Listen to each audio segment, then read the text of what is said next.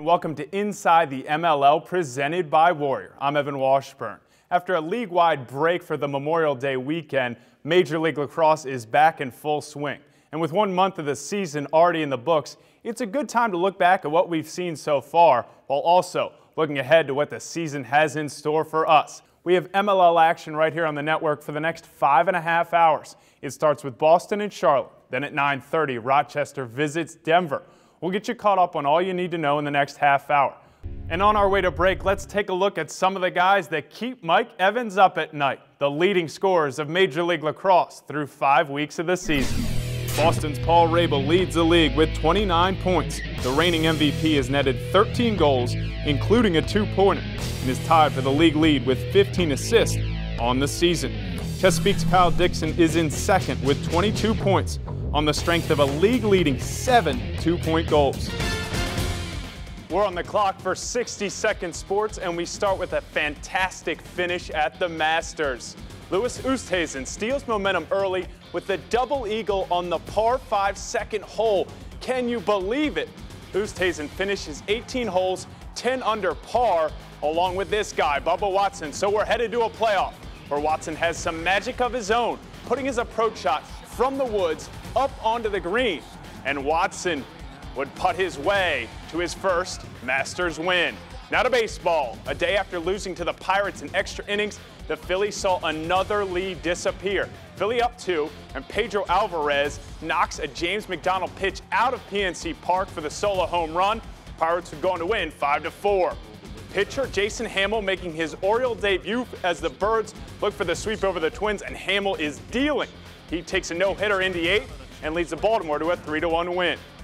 How would the Bears respond to a loss Saturday night? Highlights of their game against Connecticut coming up in sports. Evan Washburn's there. Evan, well, you got to get the fans. Tell them to head inside. This thing's about to start.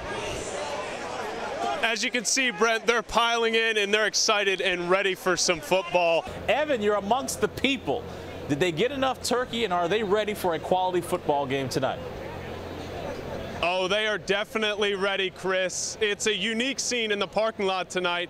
Thanksgiving's about family, friends, gathering around the table, and then usually moving to the couch to watch some football. Joe, last week, offense leads the way. This week, defense. What's it say about this team that each week, either side of the ball, help lead the team to a win? Yeah, we're still coming together and improving as a team, and we've had a couple good performances on defense, a couple good performances on offense, and we've put it together. But when we really do truly put this together and really hit our stride, I think it just shows what we can do as a team. Is there some momentum heading into this bye week? 2 nice wins against, again, tonight a quality opponent. Yeah, I don't know. I don't want to say momentum, but it's definitely great to go into it 3-1 and have beaten the Pittsburgh Steelers, have beaten the St. Louis Rams, and beaten the New York Jets. I mean, they're good football teams, and to come out of this place with wins, on our home turf against a good team like that is huge for the confidence going into the rest of the season. At 8-3 and 3-0 in the division, the Ravens controlled their destiny when talking playoffs.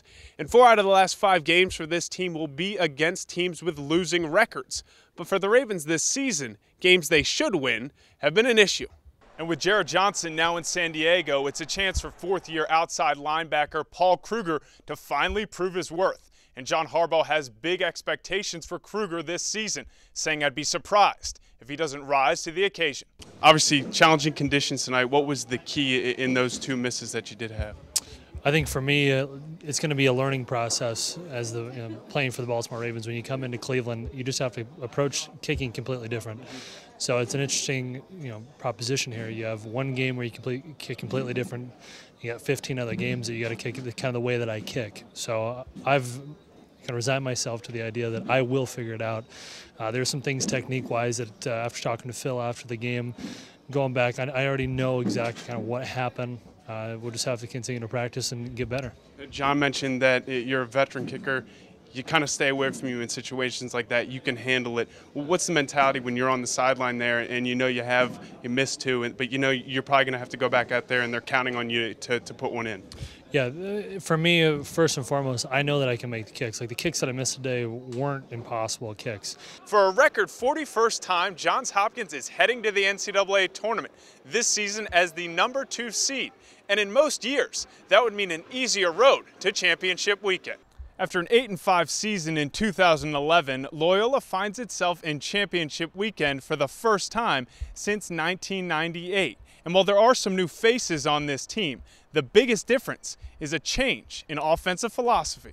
Loyola starts the season 5-0 for the first time in 10 years and is coming off a big win this past weekend over Duke. So with a top 5 ranking, the key for the Greyhounds is managing success. Ryan, you've been with Boston for 4 years, and the Cannons have really been a model of consistency in Major League Lacrosse. How have you guys done that? I mean, I think it all starts from the top down. Our ownership group really takes their responsibility seriously. The fan support is fantastic, and then having continuity in our management team. Mark Castro in the past, and then now Kevin Varney. Making sure that our core kind of stays together. I mean, even when we had a coaching staff change, when you saw BD, Bill Day leave, promoting from within, and I think the Cannons do a great job of bringing people in, kind of mentoring them, bringing up through the system, and then putting them in a leadership position. And when you take care of things at the top down, it's much easier on the players to do what we do. Now, understanding it happened in a loss, but last week, a milestone for you, the all-time assist leader in Major League Lacrosse. What's that record mean to you? It means you've been around a while.